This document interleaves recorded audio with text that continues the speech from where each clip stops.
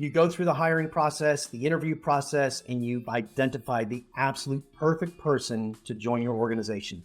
You're so excited that you go home and tell your spouse that finally we have found the absolute perfect employee. And I'm so excited for them to start. I think this is really going to transform our business. Before you know it, 90 days later, you're either having to fire them, they storm off, or they become an absolute and utter cancer and nightmare to your practice.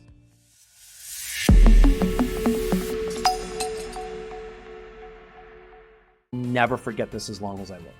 Hired a new doctor, urologist for 30 years. And I said, great, Mark, when you get hired, you actually will go through the exact same training process. You'll work the front desk, you're gonna work the back of the house, and you have to learn the way that we do everything here before we start to change things.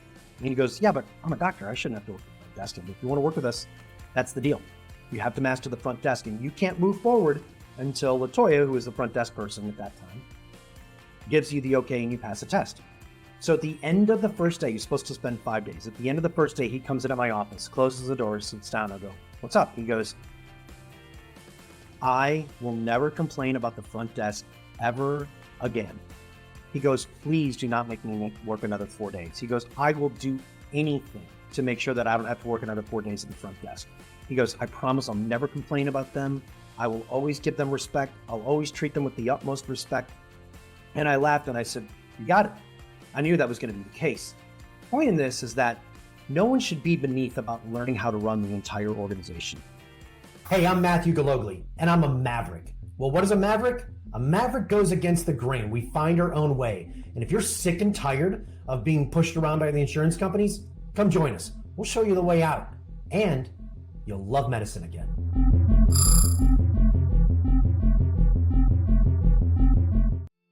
Okay?